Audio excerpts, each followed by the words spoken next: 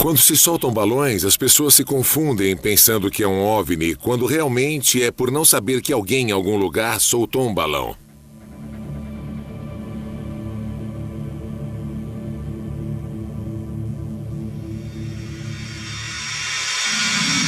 Olhar para os céus é um passo importante. No entanto, saber discernir os fenômenos que acontecem é fundamental para determinar qual objeto está sendo observado. Geralmente confundem muito o brilho bastante excepcional dos planetas quando estão no horizonte. Centelhas, meteoritos e cometas e também satélites. Desde há uns 15 anos, com a montagem da Estação Espacial Internacional, se multiplicaram esses avistamentos devido ao fato de a Estação Espacial Internacional já estar completa e já ser mais brilhante do que o planeta Vênus. Nas serras temos muitos eventos ao amanhecer e ao entardecer, porque tanto o Sol, a Lua e alguns brilhos muito intensos se refletem nos picos nevados e, em forma de tela, se refletem também nas nuvens. E aí existem movimentos bastante interessantes. E quem não está informado crê que são movimentos de naves bastante estranhos. Quando classificamos como OVNI, não significa necessariamente que validamos que seja uma nave de origem extraterrestre. Simplesmente que, por falta de dados ou por má informação, não podemos dizer exatamente o que é. Devido à mitologia que foi gerada em torno daqueles objetos que não se pode identificar, permaneceu durante décadas esta ideia de atribuir uma origem extraterrestre a um objeto que não se pode identificar. A criação de órgãos oficiais para investigar as denúncias da população civil revela a importância e o aumento da presença de OVNIs na região e deixa claro que os governos reconhecem que algo está acontecendo nos céus. 11h47 da noite, 9 de setembro de 95. Houve uma aceleração do número de governos que tornaram públicos seus arquivos sobre extraterrestres. Temos agora entre 30 ou 40 governos que tornaram os arquivos públicos e temos organizações de exopolítica em grande parte do mundo. As investigações vêm a público anos depois de serem realizadas. Os especialistas oficiais têm um objetivo. Mas qual é ele? Esclarecer os fenômenos? A quem se reportam? Será que os relatos completos chegarão algum dia à população? O quebra-cabeças está sendo armado. Contatos militares, interesses governamentais, objetos recuperados. Quem está por trás disso?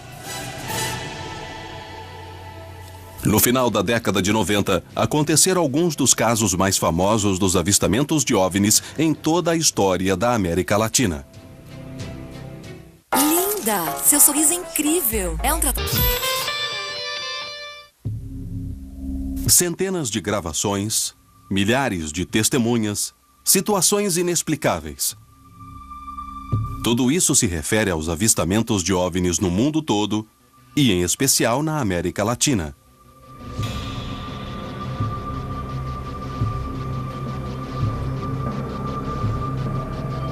O fenômeno existe, não se pode negar, pode-se filmar, é histórico e está registrado. Estão acontecendo cada vez mais avistamentos na região.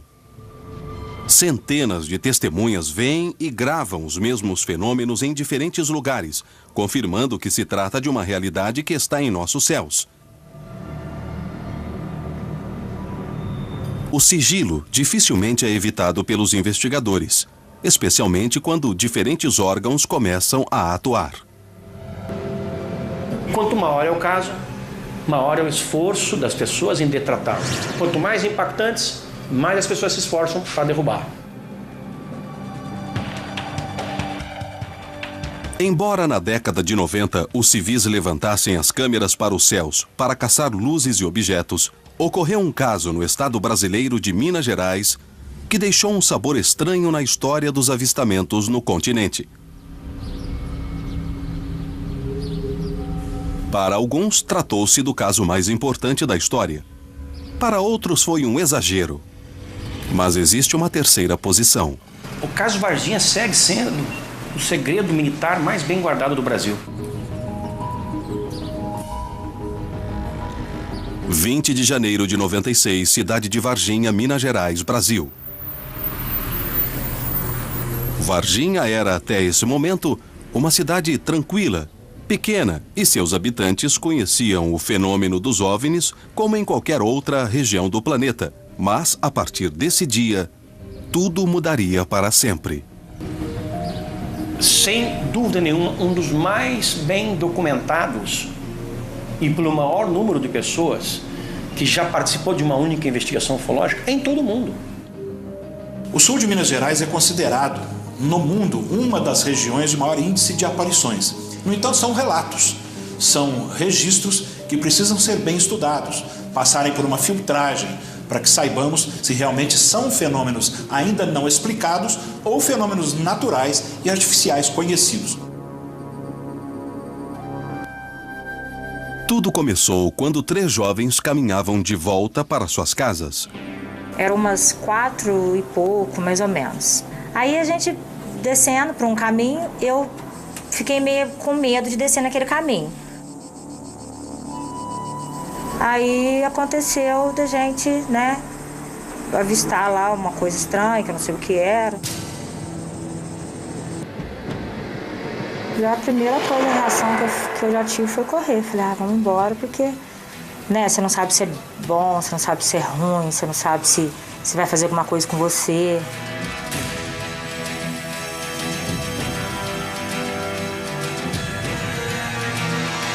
Mas a reação dele não tinha como descrever. Se estava calmo, se estava nervoso, se queria avançar, se queria agredir, nada disso.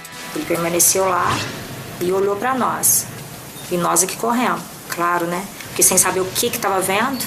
A coisa estava viva, porque o ser voltou para ela, dirigindo o olhar e a cabeça. Elas, já vendo essa coisa de uma distância inferior, se assustaram profundamente, entraram em pânico e saíram correndo. As 3 fugiram depressa do lugar. A partir desse momento, a notícia correu rapidamente por toda a cidade. Foi divulgado na cidade que 3 garotas haviam avistado uma criatura, para elas desconhecida. O que eu vi é que é marrom, dos olhos vermelhos, a pele oleosa, estava agachado, mas não chegou naquilo que eu vi. Elas não estavam muito ligadas em assuntos de ufologia ou de extraterrestres. Falaram que era algo ruim, algo que relacionaram ao demônio, em razão da religiosidade delas e da cultura delas. A história das garotas seria só o começo de um caso muito mais complexo.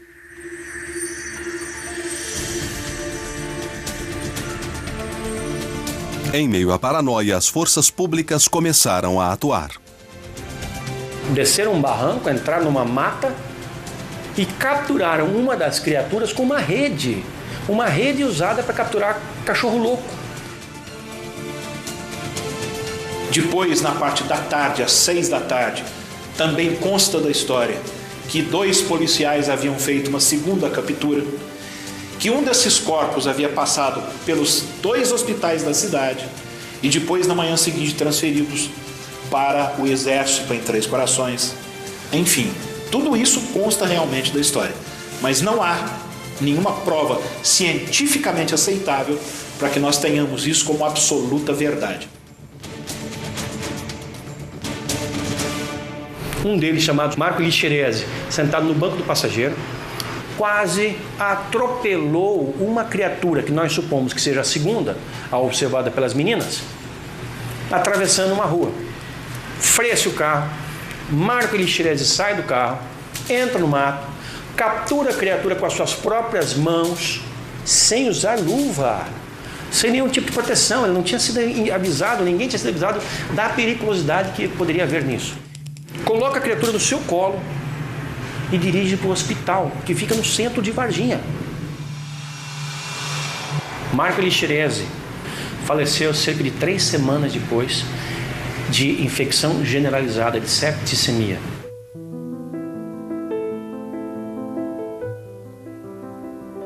O Dr. Furtado foi quem o atendeu.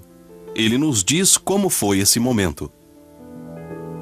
Um paciente que estava com febre muito alta, com faces de sofrimento, por dor nas costas, e igual qualquer pessoa que está com uma infecção. Os médicos do hospital tentaram salvá-lo. Ele não tinha nenhuma imunodeficiência adquirida das conhecidas nossas. Porém, antes de morrer, ele fez uma confissão. Ele me relatou que ele participou da captura de um ser que tinha aparecido aqui dias anteriores, que inclusive tinha lesionado o seu braço. Nunca vi outro quase igual. Dessa forma, não.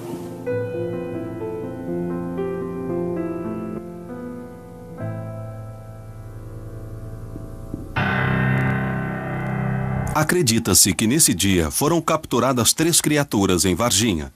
Nunca mais se soube delas. Alguns vizinhos afirmam ter testemunhado movimentações estranhas durante esses dias. Na segunda-feira, que a gente ficou sabendo, eu estava indo rumo a Fernão Dias e lá eu avistei 3 caminhões de comboio, né, do Exército de Três Corações. As forças militares negaram o incidente desde o primeiro momento. Esse militar me descreveu de maneira detalhada das manobras aparentemente ligadas ao acobertamento, que foram feitas para dissimular, na verdade, que no final das contas envolvia um contato com uma criatura morta, de origem não terrestre. O que realmente aconteceu em Varginha? Afirmar hoje em dia que criaturas foram capturadas pelo Corpo de Bombeiros, pela Polícia Militar e pelo Exército, como consta da história do caso, eu não posso mais fazer esta afirmação enquanto não tiver provas para serem exibidas. Tempos depois, o próprio Exército fez uma declaração pública com uma possível explicação. A conclusão deles de que elas teriam avistado apenas um rapaz da cidade que nasceu com alguns problemas de ordem orgânica e psíquica. Isso é uma conclusão de um dos setores. Houve uma pressão tão forte sobre os militares que, finalmente, na semana seguinte, foi liberado o atestado de óbito do rapaz. Todas as explicações dadas pelos militares eram explicações fugazes. Não restou dúvida de que havia algo extremamente sério sendo acobertado. O caso de Varginha ainda permanece sem explicação. As versões oficiais negam o que afirmam as testemunhas, que mesmo com o passar do tempo, continuam a manter sua versão, sem contradições, como no primeiro dia. Dizer o que realmente foi com segurança é muito difícil, quase impossível. Foram os ufólogos que acabaram por transformar o caso Varginha em algo relacionado às crenças de que seres extraterrestres poderiam ter aparecido aqui e elas teriam avistado. O caso Varginha segue sendo o segredo militar mais bem guardado do Brasil, porque não há nada comparável ao que se passou em Minas Gerais.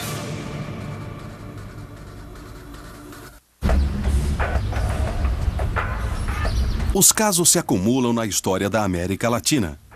É necessário ter uma explicação. Pouco a pouco, os fatos se desenrolam e se arma o quebra-cabeças dos casos mais impactantes e reveladores. Apenas um ano depois dos eventos ocorridos em Varginha, surgiu uma nova prova. Desta vez, no México. Na tarde de 6 de agosto de 97, em Lomas de Santa Fé, na colônia de Chapultepec, na cidade do México, aconteceu um caso que até hoje não foi esclarecido.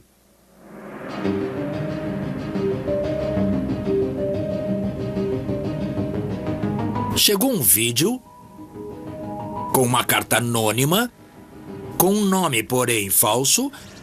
Um vídeo que no primeiro momento eu pensei que não fosse verdadeiro.